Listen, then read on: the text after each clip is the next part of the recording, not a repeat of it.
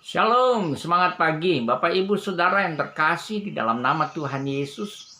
Kembali kita mau melihat di dalam Ibrani pasal yang ke-10, khususnya akan baca ayat 21, demikian firman Tuhan, dan kita mempunyai seorang imam besar sebagai kepala rumah Allah.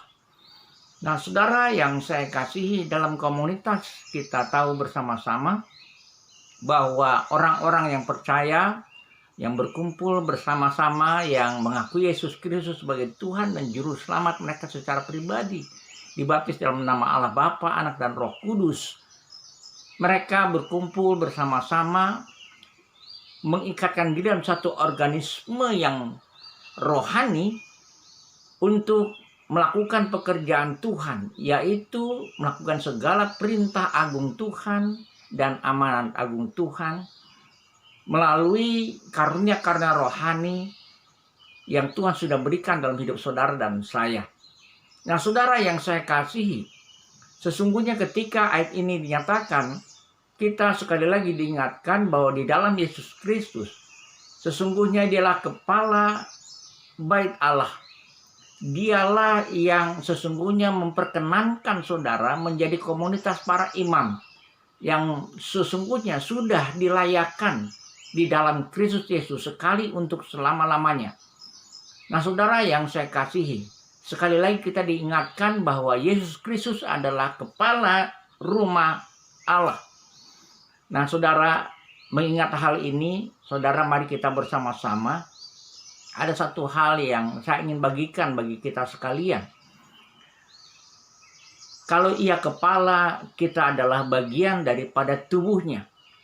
Jika demikian, saudaraku yang saya kasihi, di tengah-tengah saat penderitaan yang hebat, kita ingat juga bahwa Allah di dalam Yesus Kristus yang adalah kepala rumah Allah, sesungguhnya tidak mau membiarkan saudara hidup dalam kesakitan dan penderitaan yang hebat.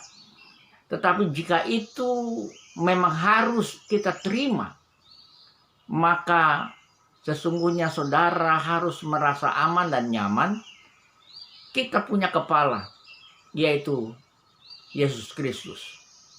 Dia adalah contoh yang sangat luar biasa supaya kita tidak meninggalkan dia di dalam kehidupan beriman kita, tetapi dengan rasa syukur atas kasih karunia di dalam dia, sehingga kita boleh menjadi kumpulan para imam di dalam satu komunitas, supaya kita boleh saling menguatkan satu dengan yang lain, sambil kita mengingat harus ada yang harus kita taati dalam kehidupan kita, yaitu Yesus Kristus yang adalah kepala rumah Allah. Jadi dengan kata lain, saudaraku yang saya kasihi, ketaatan saudara kepada kepala rumah Allah menjadi bagian yang penting bagi saudara dan kita sekalian ketika kita menghadapi penderitaan dan kesusahan. Ketaatan adalah satu hal yang sangat-sangat vital dalam kehidupan kita. Cobalah lihat apa yang Yesus lakukan ketika ia mendapat penderitaan yang hebat, sampai harus mati di atas kayu salib. Bukankah ia tetap taat dan tidak pernah meninggalkan apa yang dirancangkan Tuhan dalam hidupnya untuk menyelamatkan saudara dan saya? Demikian juga saudaraku yang saya kasihi. Mari kita hidup dalam ketaatan kepada kepala rumah Allah kita, yaitu Yesus Kristus. Jangan sampai kita tercerai-berai, jangan sampai kita saling melukai dan saling mencakar satu dengan yang lain. Tetapi sebaliknya, kita sungguh-sungguh taat kepada segala perintah Dia yang adalah kepala, dan kita adalah bagian dari tubuhnya.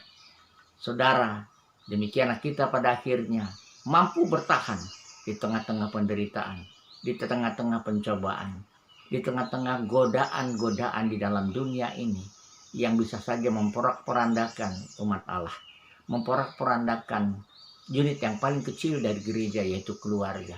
Tetapi saudara, karena kita menyadari bahwa Yesus Kristus adalah kepala rumah Allah, kita dituntun supaya kita taat kepada Dia. Semangat pagi saudaraku. Mari kita hidup dalam ketaatan kepada Dia yang sudah lebih dahulu menyatakan ketaatannya, agar kita sungguh-sungguh berkenan di hadirat Dia. Semangat pagi, Tuhan Yesus menyertai kita.